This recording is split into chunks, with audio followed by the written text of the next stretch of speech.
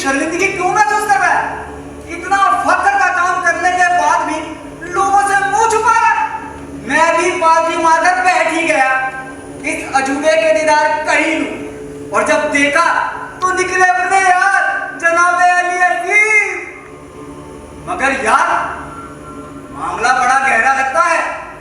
खेड़े का धोबी, दिल्ली में ब्राह्मण, लंबा चक्कर होगा गुरु। आजम किसी से कहना मत। नहीं कहूंगा,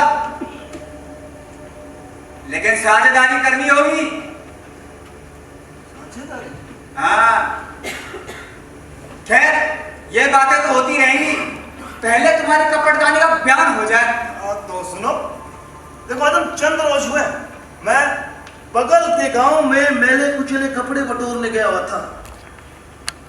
उसी वक्त मुझे ढिंढोरे की आवाज सुनाई दी तो मैंने वहां जाकर देखा तो हमारे सुल्तान की तख्त नशीनी की दूसरी सालगिरह पर शाही ऐलान हो रहा था कि हक पसंद सुल्तान की तरफ से किसी भी रियाया पर कभी भी कोई जुल्म सितम हुआ हो तो हाकिम अदालत से फरियाद करने की इजाजत होगी और फरियादी को सही इंसाफ मिलेगा।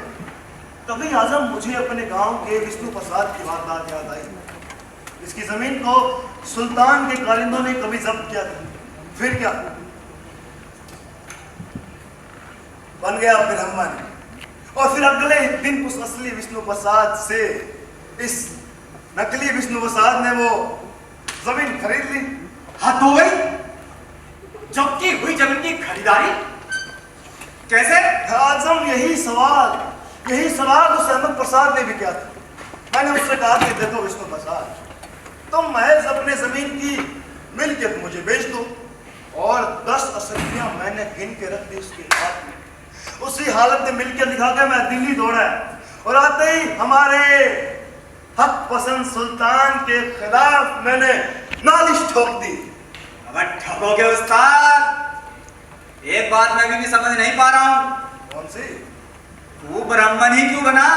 देखो आजम, जाहिर सी बात है यार, हमारे भोले भाले सुल्तान को अपनी रियाया पर अपनी इंसाफ पसंदी को साबित करना था।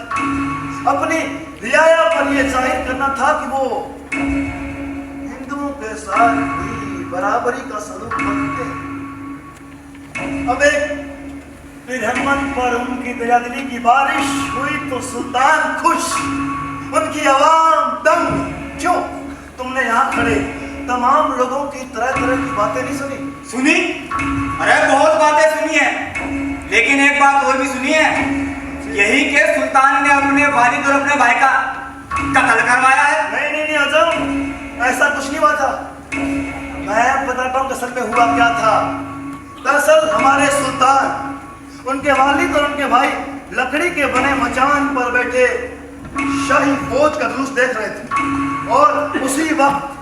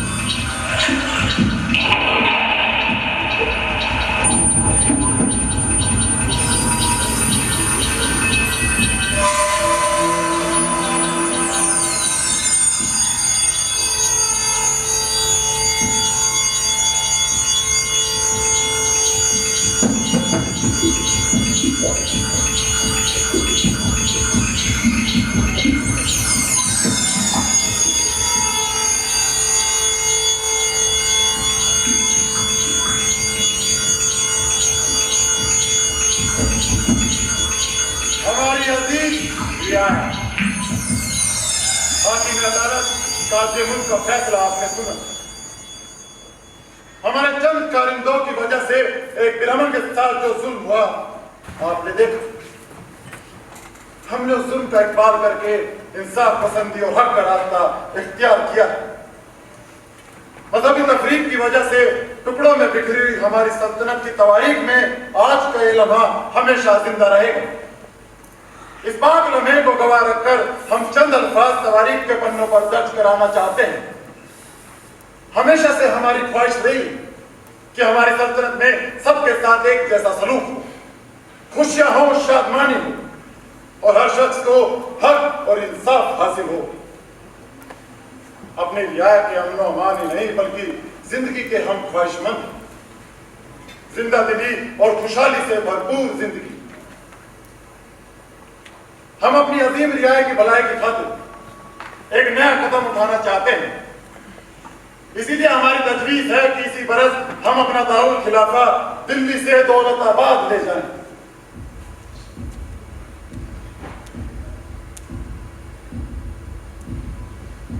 हाँ,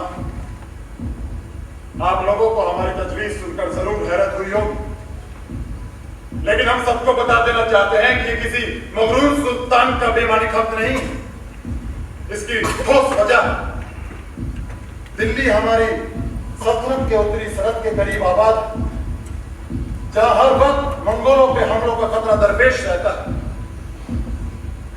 एक दौलताबाद ही हमारी सल्तनत के 12 सूबों के मरकज में आबाद है, जहां से हम अपनी लंबी चौड़ी सल्तनत पर गिरफ्त कायम रख सकते हैं। और इससे भी अहम बात यह है कि दौलताबाद हिंदुओं की आबादी, हम अपने दारुल खिलाफे को वहां ले जाकर हिंदू और मुसलमानों में एक मजबूत रिश्ता कायम करना चाहते हैं। जिन्हें हमारे ख्वाबों की सदाकत पर जरा भी यकीन हो, सिर्फ वही है। महज उनकी मदद से हम एक ऐसी मिसाली हुकूमत कायम करेंगे जिसे देखकर दुनिया तंग रह जाए। हमारे ख्वाबों की ताबीर बनने वालों, खुदा हाफिज।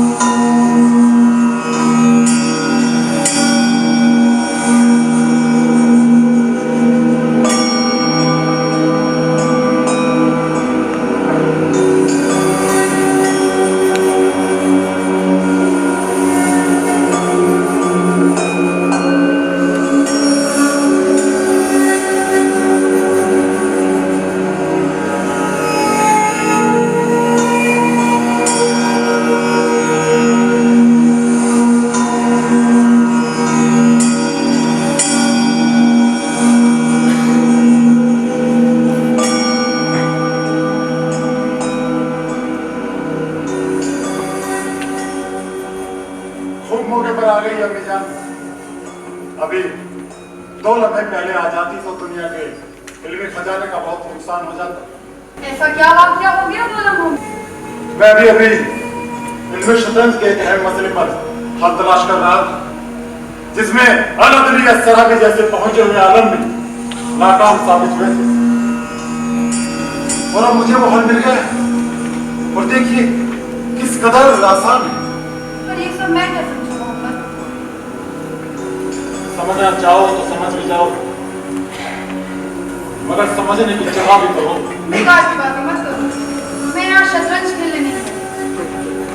इतनी गरज है तो बुलवा लो अपने शतरंजी दोस्त आइनुल मुल्क को, उसे बताओ अपना ये। वजह फरमाया अम्मी जान, वजह फरमाया। शतरंज की चाल चलनी है तो अब सिर्फ आइनुल मुल्क के साथ, क्योंकि हम मोहरे काट के नहीं रहते, जिंदा फौजी मोहरे हो गए। कभी कभी तुम पहेलियां बुझाने लगते हो मोहम्मद। हाँ अम्मी, मेरा हमदम शतरंज का दोस्त आइनुल मुल्क महफूज दिल्ली की तरफ रवाना हो चुका है। क्या? पर क्यों मोहम्मद? पता नहीं कि मेरे शतरंजी दोस्त ने बिला वजह मेरे खिलाफ तलवार क्यों उठाई। किसी बात पर अनबन तो नहीं हुई? अनबन कहाँ से हो अम्मी जान, अनबन कहाँ से हो? आप तो जानती है कि मेरी तख्त नशीनी के दौरान अवध की हालत किस कदर खराब थी। चारों तरफ लूट मार कत्ल व गारत जारी थी। मैं इस सूरत हाल से परेशान हो चुका था। तब तो मैंने आइनुल मुल्क को वहां भेजा, लेकिन अभी 3 रोज हुए मेरे मुखाबिर का लिखा खत मुझे मिला, जिसमें आइनुल मुल्क की दगाबाजी की दास्तान दर्ज थी।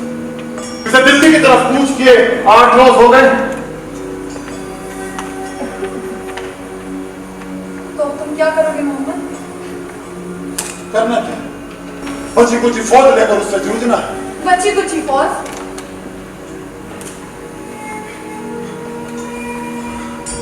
माफ कीजिएगा मैं जानूं, आपकी तशरीफ आवने का सबब जानना तो भूल ही गए। कोई खास बात नहीं।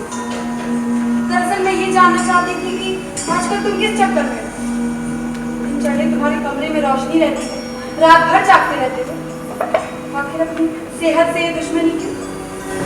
यानी आप समझती है कि मैं उसकी फिक्र में भुला जा रहा हूं? नहीं अम्मी जान, अगर मैं इतना फिक्रमंद होता तो शतरंज के इस खेल में कैसे उलझा रहता। तो रात भर क्या करते रहते हो? अल्लाह से दरख्वास्त करता रहता हूं कि या खुदा मुझे नींद न आए, मेरे सारे मंसूबे एक दौर में पूरे हो जाएं। खुदा की अजमत, रियायत की भलाई का ख्वाब और शांति की ख्वाहिश। जब इन तीनों में कशमकश हो तो मुझे सोने का वक्त कहाँ है अम्मी? लेकिन हम अपनी बेदारी का आड़ लेकर ये राग न छेड़ न कि एक बेगम ले और शादी करो और बाल बच्चे पैदा करने में जुट जाओ। बचाए तुम्हारी बकबक से मोहम्मद, मुसीबत में भी तुम्हें खप नहीं सूझता है। मुझे दुश्मन की नहीं अपने रियायत की फिक्र है।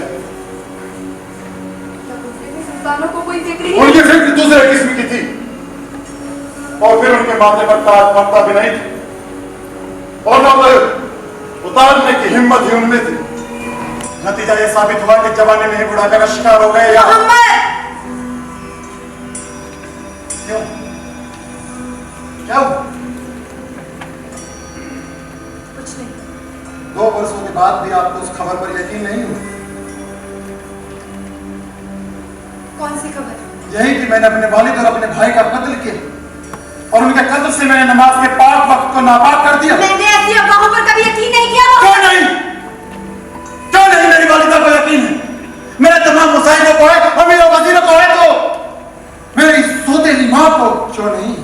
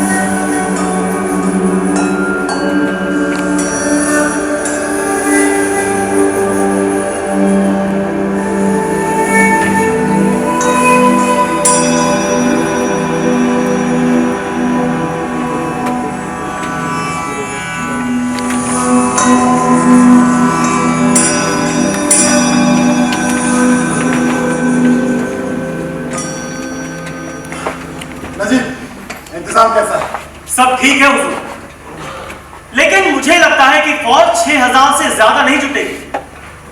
30,000 के मुकाबले में सिर्फ 6000। खैर, अभी मैं किसी और ही सिलसिले में आया हूं। वली शेख इमामुद्दीन अब दिल्ली तशरीफ ला रहे हैं। बड़ी अच्छी खबर है। शेख साहब की तरफ से लापरवाह ना हो हुजूर।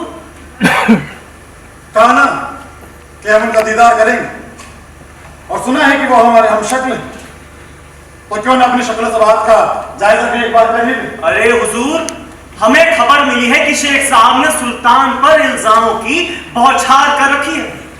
उनका कहना है कि सुल्तान की तख्तनशीनी के बाद दीनो ईमान गारत हो गया है। सुल्तान बहुत लोगों के गुनहगार हैं। उन्होंने अपने भाई और वालिद का कत्ल कराकर संगीन जुर्म किया है और पाक इबादत को नापाक भी किया है। तो क्या ये बेईमानी किस्सा मजमे मजलिसों में भी छेड़ा जाता है? ऐसी मामूली सी बात पर परेशान ना हो खुदावन। मामूली सी बात? मैंने अपने वालिद का कत्ल किया, ये मामूली सी बात है? उनके कत्ल से मैंने नमाज के पाक वक्त को नापाक कर दिया, क्या ये मामूली सी बात है? बरनी, लोग क्या कहते हैं मुझे इसकी परवाह नहीं। मुझे डर लगता है उनकी गलत सहनियत से। तो फिर हुजूर, शेख मुअज्जम के बारे में क्या हुक्म है? उनकी आग बरसाने वाली तकरीर दिल्ली में भी होने दो। सबसे आगे हम ही बैठकर उनकी तकरीर सुनेंगे, बाकी फिर जो होगा देखा जाएगा। ये मजाक का वक्त नहीं है हुजूर। अगर ऐन मौके पर कार्रवाई नहीं की गई तो जानते हैं अंजाम क्या होगा। दारुल सल्तनत दिल्ली में बगावत हो जाएगी। नहीं वजीर आजम, मैं यकीनन कहूंगा कि हमारी रियासत सुल्तान की इंसाफ पसंदी और दरिया दिली की तहे दिल से कद्र करेगी। सियासत में ये दरिया दिली, ये इंसाफ पसंदी सब बेकार की बातें हैं। यहां मतलब की चीज सिर्फ एक ही है बरनी साहब, हुकूमत की ताकत। तो मुझसे क्या उम्मीद करते हो नजीब? हुजूर, उन्होंने बात साफ कर दी है। वो शेख की मौत के ख्वाहिशमंद हैं, उन्हें कत्ल कराना चाहते हैं। जी नहीं, कत्ल कराकर तो उन्हें शहादत का रुतबा मिल जाएगा। हुजूर, फिर मरे हुए को क्या मारना? इससे बेहतर तो यही होगा कि हम आइनुल मुल्क का मुकाबला करने की बजाय उसकी पनाह में चले जाएं। खुदा के लिए जल्दबाजी न करें हुजूर। आइनुल मुल्क हम दोनों का दोस्त है, वो सुलह से इनकार नहीं करेगा। सुलह? हुजूर, सुलह से क्या हासिल होगा? सूरत हाल बहुत संगीन है। तुम्हारी राय में हमें क्या करना चाहिए नजीब? हुजूर, एकदम से तो कुछ अर्ज नहीं कर सकता, लेकिन हाँ, एक बात है, शेख साहब आपके हम शक्ल हैं, इसे भूलिएगा नहीं।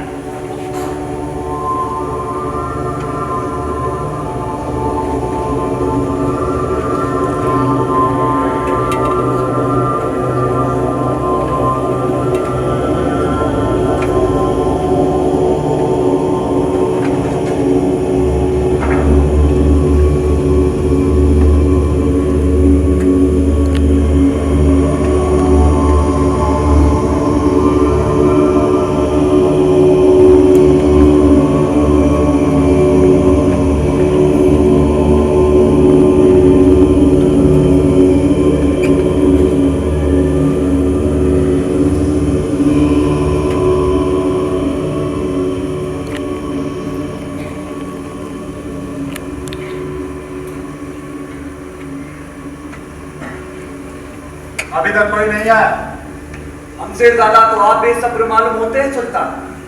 कोई आया नहीं तो आपको खुश होना चाहिए। नहीं शेख, ऐसी बात होती तो हम अपनी तरफ से मुनादी ना करवाते। और वैसे भी हम कोई वली नहीं जो आपके दिल का हाल जान सके। हम तो बस ये जानना चाहते हैं कि हमारे मुताल्लिक आपके क्या ख्यालात हैं। कहते हैं हमारी शक्ल सवाहत आपसे मिलती है, मगर मिजाज और फितरत में किस कदर का फर्क है। अगर आपके हुक्म से आपके गुलाम इस जलसे में आने वाले हैं, तो मेरे यहाँ आने का तो मकसद ही खत्म हो जाता है। क्योंकि मुझे ऐसी आवाम चाहिए जिनमें कुव्वते फैसला हो, तो आपके हुक्म का तख्त ही उलट दिया। घुटनों पर रहने का फायदा तय नहीं किया जाता शेख साहब। मैं घुटनों के बजाय पंजों पर चलना चाहता हूँ। इतना गुरूर अच्छा नहीं सुनता। आपका ये सोचना गलत होगा कि आपको अल्लाह के पैगाम के अलावा भी इल्म हासिल हुआ है। ऐसी नादानी से बात जाइए। आप इंसानियत की हद पार करके खुदा बनने की कोशिश करें। वो काफिर हो जो खुदा बनने की कोशिश में हो। मैं तो परवरदिगार का नाचीज गुलाम। गुलामों ने भी अक्सर आका बनने की जरूरत की है सुल्तान। आपका तंज मैं समझता हूँ मुअज्जम। मेरे दादा गुलाम, मेरे वालिद सुल्तान हो गए, लेकिन ये सब सियासत का खेल है शेख साहब। मजहबी और सियासी वजूदों को अब बजाते खुद कशमकश को दावत दे रहे हैं। कहाँ है आपके दिखाए हुए रास्ते पे चलने वाले जानश? कहीं नहीं। इस शहर के मालिक तो सब सुना है, लेकिन हम शेख मुअज्जम की तकरीर की जब शाही मुनादी कराई गई तो अहले दिल्ली का माथा ठनका। सियासत की करामात, दिल्ली के आवाम को आपकी सदाकत और ईमानदारी पर शुबा हो गया कि जो शख्स सरेआम सुल्तान की नुक्ताचीनी करेगा उसी के लिए सुल्तान की तरफ से क्यों मुनादी कराएगा।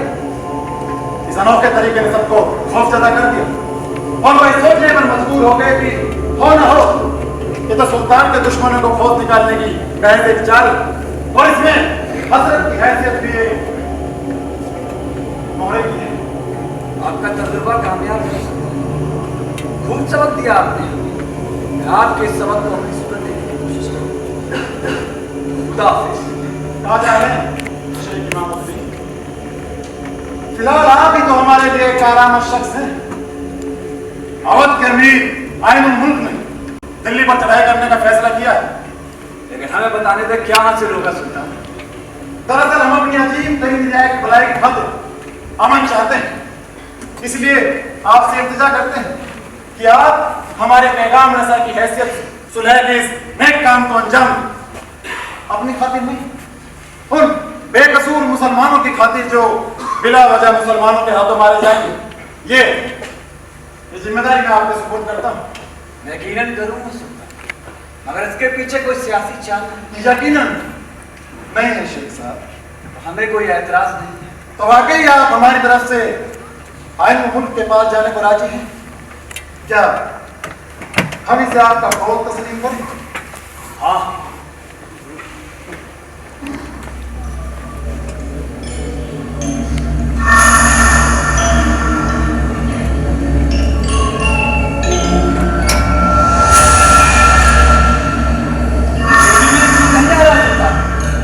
इसके पीछे कोई सियासी चाल नहीं है। यकीनन नहीं है शेख साहब।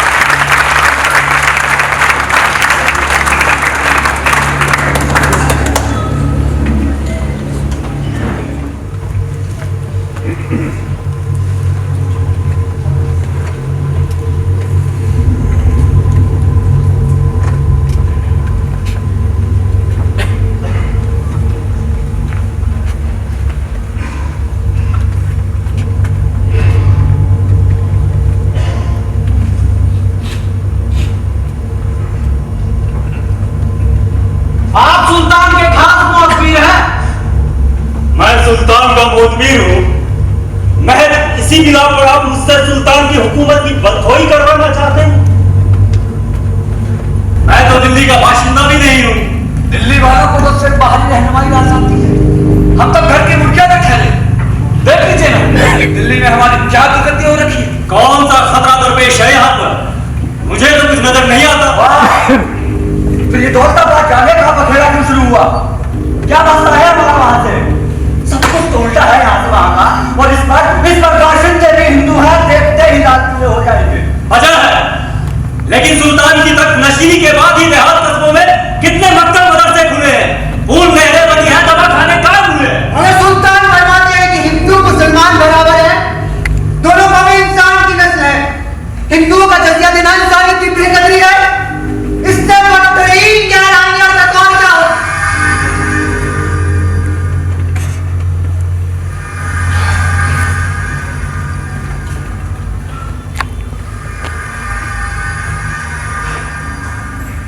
आप लोग सुल्तान के पांव की कद तक छूने के काबिल नहीं है।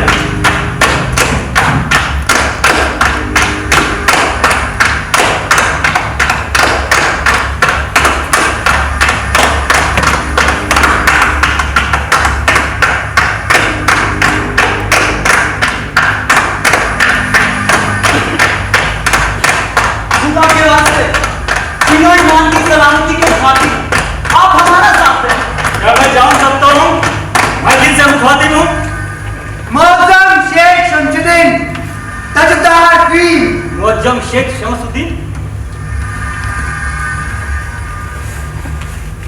अली बदर, आप यहाँ पे क्या कर रहे हैं इस आलम में, वो भी इन लोगों के बीच? जब अल्लाह के बंदे जुल्म के शिकार हुए तब मैं अकेला आशियाने में कैसे पड़ा हूं? शेख इमामुद्दीन ने ऐसा क्या गुनाह किया था जिनको मैदानी जंग में बलि का बकरा बनाया गया? मुअज्जम, ये सच है कि शेख इमामुद्दीन ने कोई गुनाह नहीं किया था, मगर इस मामले में सिर्फ सुल्तान ही नहीं बल्कि दिल्ली का हर मुसलमान गुनाहगार है। यानी आप अंदरूनी हरकतों से बिल्कुल वाकिफ नहीं है? अंदरूनी हरकतें? हाँ शरीफ शहाबुद्दीन, हाँ। जिस रोज शेख इमामुद्दीन की तकरीर होने वाली थी उसी रोज दिल्ली भर में शाही ऐलान हुआ था कि शहर का हर खास अवाम जलसे में शरीक हो। लेकिन उसी दोपहर को सुल्तान के फौजी घर घर जाकर ये धमकियां दे रहे थे कि जो भी जलसे में शरीक होगा उसके लिए नतीजा अच्छा नहीं। क्या सुल्तान फौजियों की इन हरकतों से वाकिफ थे? यकीनन। आप मौजूदा हालात के संगीनी को कब तक नजरअंदाज करते रहेंगे? कब तक शेख इमामुद्दीन जैसे बेगुनाह शहीद होते रहेंगे? बात यह है कि हमें जो कुछ भी करना है इन्हीं 7-8 नवंबर तक करना होगा। तो ठीक है,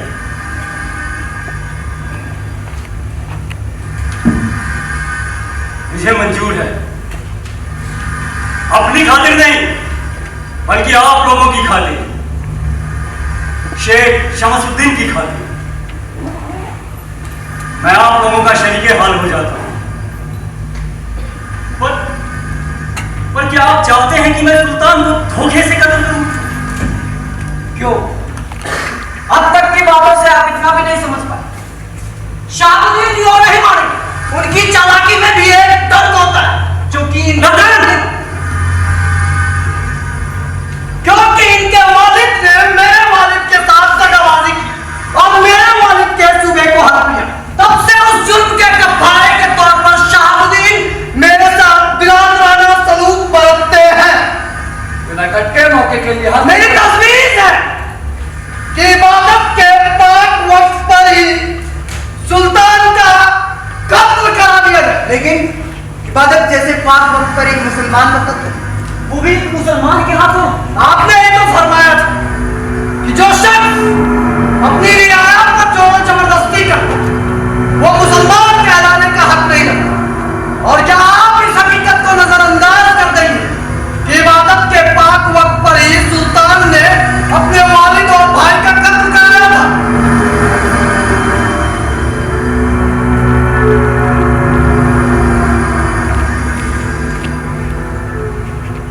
आपका दीनो मजहब सिर्फ इबादत के वक्त ही बाईमान होता है। नफ्से दागाबाजी से जिसे सख्त नफरत थी आज उसके मजबूत फैसले को आपने तोड़ा। काबिले एहतराम शमसुद्दीन, काबिले एहतराम। सुल्तान की तरफ मेरी जो वफादारी थी वो आज आपकी नसीहतों की बदौलत खत्म हो गई। जिस चीज की ना करने की मैंने कसमें खाई थी आज मैं उसी पे आमादा हो गया। ऐसा मैंने क्यों किया? महज आपकी खातिर। जब इतना बड़ा गुनाह मुझसे सरजद होने को है तो इबादत के वक्त को नापाक करने की मामूली जुल्म से क्यों घबराऊं? अगर सुल्तान को कत्ल करने की तजवीज तयशुदा है तो रतन सिंह की बताई हुई तरकीब बेहतरीन है। अब महज ये तय करना रह गया है कि हम आपस में कौन कौन सी जिम्मेदारियां संभालेंगे। रतन, ये सब हमें करना ही होगा।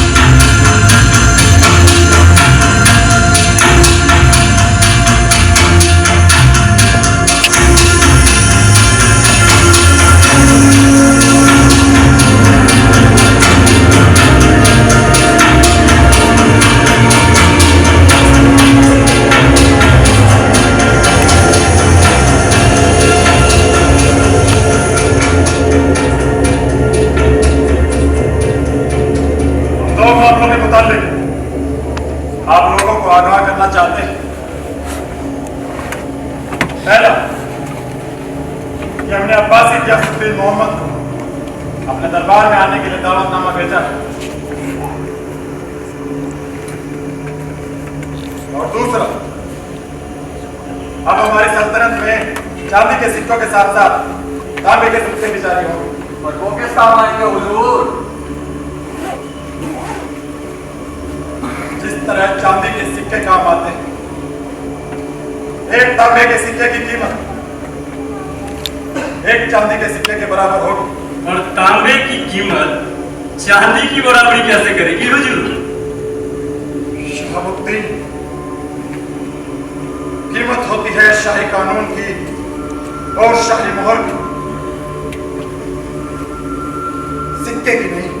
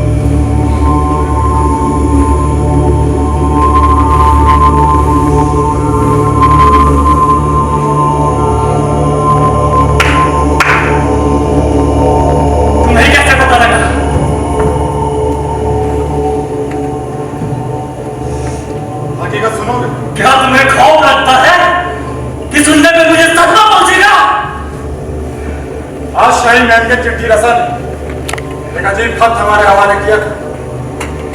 जो तो हम खत नहीं पढ़ते, लेकिन यह खत किसी और बात के लिए ही इतना अहम था, क्योंकि यह गुमनाम नहीं था। लिखने वाले का नाम उसमें नीचे साफ दर्ज था, रतन सिंह।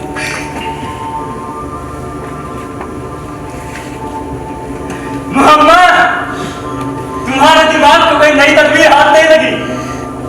रतन सिंह की फितरत से मैं तुमसे ज्यादा वाकिफ हूं। ये मत समझो कि मैं तुम्हारी ख्याली किस्तों पर यकीन करूंगा। मौत के मुंतजिर को झूठा किस्सा सुनाने की क्या जरूरत पड़ी? तो क्या उसने ये भी दर्ज किया है कि ऐसा क्यों किया? अरे शहाबुद्दीन, वजहों की क्या कमी है? हुजूर, शहाबुद्दीन के वालिद ने रतन सिंह के वालिद का कत्ल करा दिया। क्यों बेमतलब बातें बना रहे हो मजीद? सुनो मोहम्मद, मैं कोई हाई मुल्क नहीं हूं कि ताजिंदगी सर झुकाए तुम्हारे रागों पे बना रहा हूं। इस बगावत की आग को तुम दबा नहीं सकते। मेरे वालिद तो पहले भी तुम पर एतबार नहीं था, अब तो सारा हाल मैंने बना दिया है। उसकी चिंता आप मत कीजिए। वो सारे खत पहले ही रतन सिंह ने सुल्तान को पहुंचा दिए। मेरी रूह की आवाज को कोई कत्ल नहीं कर सकता।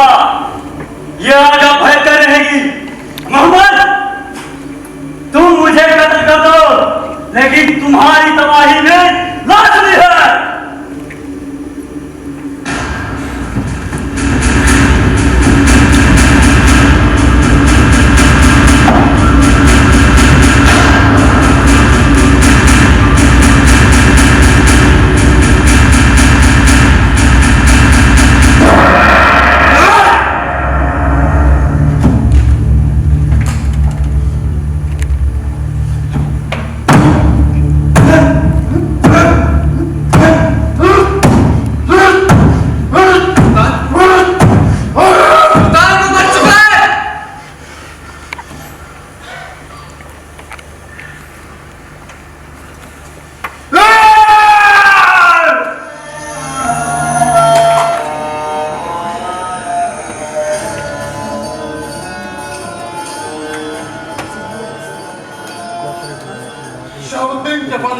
पाने की जरूरत नहीं है।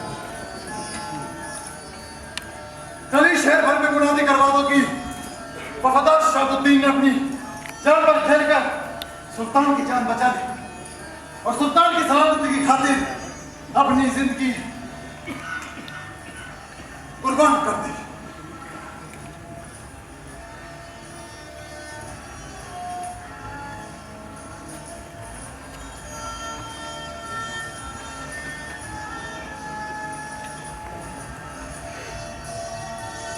बड़ी बड़ी उम्मीद है वादी तख्त नशीब होंगे तो मिसाली हुकूमत कायम करेंगे। हमारी सल्तनत में हर काम में इबादत होगा, हर इबादत इल्म की एक सीढ़ी और हर सीढ़ी खुदा तक पहुंचने का एक जरिया। लेकिन यहाँ इबादत में भी सियासत की बू आती है। फौरन ऐलान करवा दो कि दिल्ली की रिया तौल से बात करने के लिए तैयार हो जाए। दिल्ली का किसी भी घर की खिड़की से गोश्त नजर न आए, किसी भी घर की चिमनी से धुआं न निकले। यह दिल्ली वीरान हो जाए, तभी मुझे तसल्ली होगी।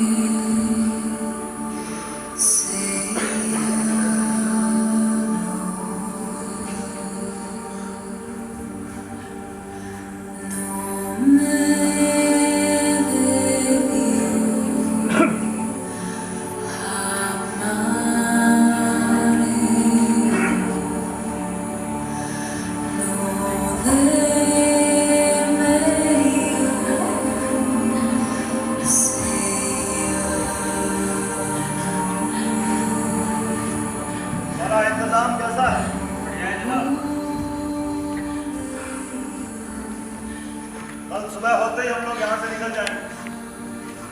और तुम लोग सुनो, सुल्तान का हुक्म है कि एक भी शख्स को दौलताबाद पहुंचने तक इधर से उधर ना जाने दिया जाए, समझे?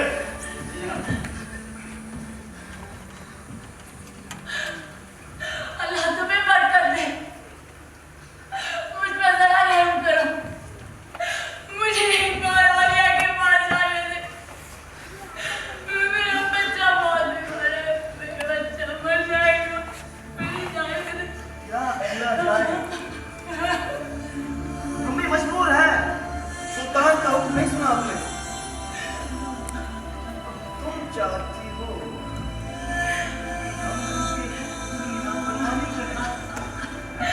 मैं वादा करती हूँ, मैं एक दिन में वापस आ जाऊंगी। मुझे जाने दीजिए, मेरा बच्चा मर जाएगा सर, मेरे बच्चे की कसम ले लो, मुझे जाने दो, मुझे जाने दो। बेकार परेशान हो रही हो। अगर तेरा बच्चा मर रहा है, हम क्या कर सकते हैं? हाँ, लेकिन हमारे जो बड़े कारिंदा है, उनको तुम 2-4 अशरफियाँ दे दो, तुम काम बन सकता है। अशरफियाँ है तुम्हारे पास? मैं कहाँ से लाऊंगी अशरफियाँ? मेरा पति भी बीमार पड़ा, मेरे पास अशरफियाँ नहीं है यार, मेरा बच्चा मर जाएगा। तो फिर ना, कुछ नहीं हो सकता। अपने बच्चे को लेकर अपने खेने में जाओ और तुम्हारा रुकना ध्यान नहीं। वाह,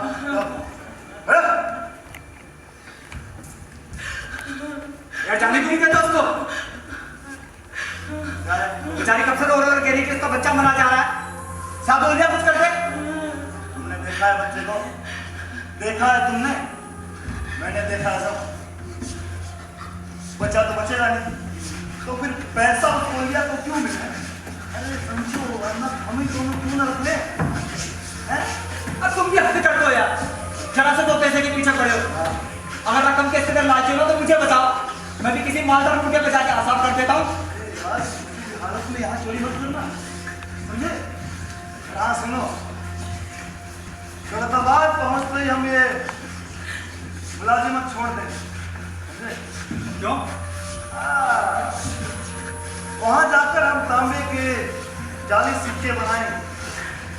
दिल्ली में मुझे खबर मिली, और तुम्हारे हाथों की खुजली का तुम कहाँ इलाज करना, दौलत की दौलत बटोर लो।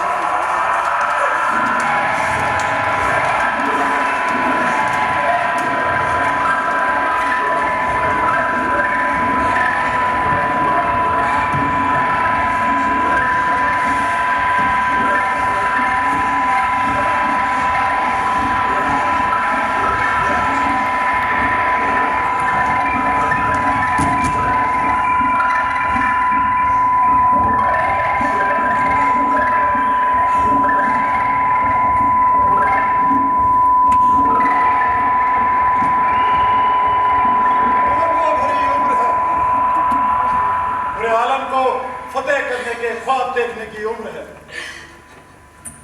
मैं जब पहली मर्तबा दौलताबाद आया था तब 21 बरस का था। इस किले की तामीर में लगा था। एक रात मैं अकेला किसी जगह पुराने किले के बुर्ज पर खड़ा था। करीब ही मशाल के हाथ में मशाल अपने सुनहरे पंखों को फड़फड़ा रहा था। किले का आधा बना गुंबद आसमान को अपने सीने में समो लेने की कोशिश में था। उसी वक्त जगह कुछ हो गया, गोया किसी ने जादू कर दिया।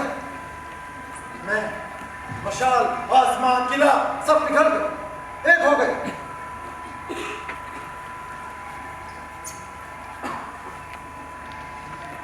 मुद्दतों बाद फिर यहाँ आया। उसी खोई हुई रात की तलाश में निकला। इन 4 सालों में यहाँ आकर मैंने क्या देखा, क्या पाया? किले के बाहर धूप सा खड़ा एक ढेर जंगल, क्या सुना? जंगली सियारों की हूल, शहर के कुत्तों का शोर। 20 साल और गुजर जाए, उस वक्त तुम मेरे बराबर हो जाओ और मैं इस जंगल के नीचे कहीं दफन रहूंगा। उस वक्त क्या तुम मुझे याद करो? खामोश क्यों, खामोश क्यों हो? अजीत, अजीत मेरी बात सुन। अजीत, ये सब ठीक नहीं है जी। अजीत तू मेरी बात, अजीत ये सब ठीक नहीं। फिजूल में गला क्यों सुखाते हो आजम? बेकार परेशान क्यों होते हो? वो भी एक खलीफा के पड़पोते की मौत पर। न जाने ऐसे कितने खलीफा के पड़पोते अफगानिस्तान में पड़े सड़ रहे होंगे। एक को मार दिया तो क्या हुआ? अहमद, नाचने गाने का वक्त है। तुम शतरंज का खेल जानते हो? तुमसे यही उम्मीद थी। शतरंज में ना एक प्यादा होता है, सबसे कमजोर जब भी मारता है तो हमेशा टेढ़ी चाल चलता है। ना कोई सिफ्त है ना रुतबा। फिर भी अगर वो 7 खतरों को पार करके 8वां में अगर कदम रख दे तो फिर घुड़सवार से लेकर वजीर तक कुछ भी बन सकता है।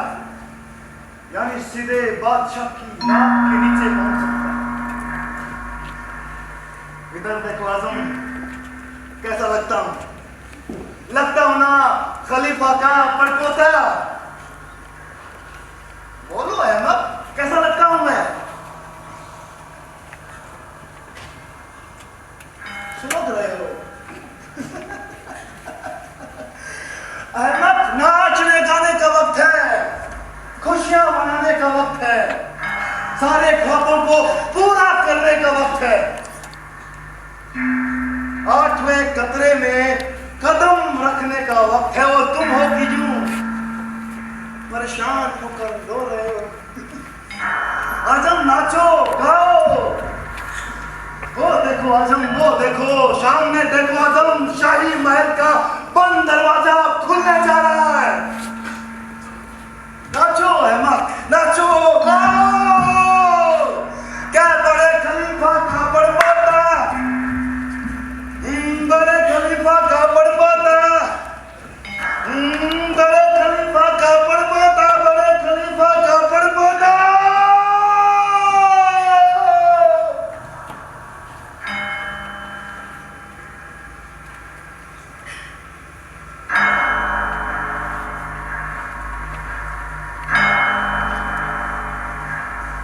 तुम इस गफलत में मत रहना कि तुम मेरी मां, इसलिए सजा से बरी कर दूंगा।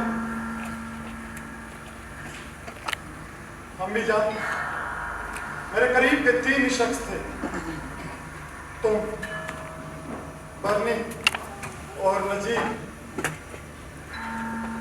फिर तुम्हारे ही हाथों नजीब का कत्ल होना था। आखिर तुम्हें क्या पड़ी थी कि तुमने? क्योंकि वो तुम्हें भी अपने साथ घसीटे ले जाना था मोहम्मद, जो मेरे लिए नाकाबिले बर्दाश्त था। जानते हो तुम्हारी तख्त नशीनी के 7 सालों में ही मुल्क का क्या हाल हो गया था।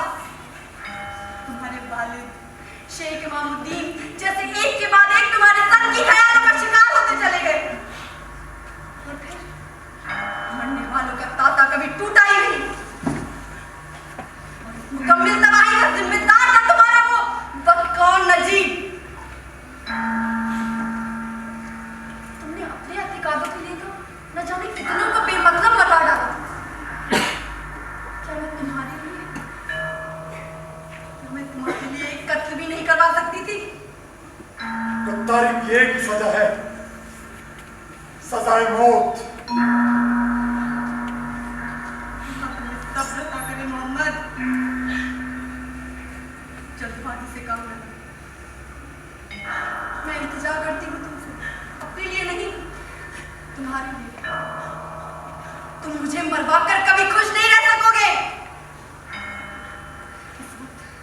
इस वक्त तुम्हारे ऊपर अपने वालिद का भूत गालिब है। शेख इमामुद्दीन का भूत तुम्हारे सीने पर सवार है। अब क्या मुझे मरवा कर भी अपनी जिंदगी को तुम कर लेना चाहते हो? शायद वो लोग मेरी बेइंसाफी की वजह से मारे गए, मगर तू महज इंसाफ की रूह से मारी जाएगी। तूने जिन्हेकारी से भी बदतर गुनाह किया है। हुकूमत के कानून में तेरे जैसे मुजरिमों के लिए सिर्फ और सिर्फ एक ही सजा दर्ज है कि तुझे बाजार के बीचों बीच खंभे से लटका दिया जाए और आते जाते लोग पत्थर फेंक फेंक कर तेरी जान ले ले।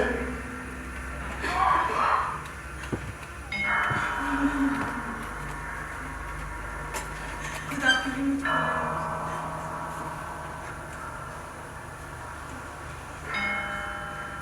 किसी और तरीके से लगा दो मोहम्मद,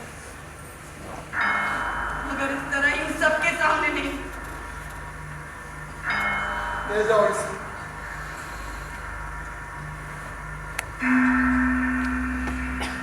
शाहीन तोड़ा नहीं जाता।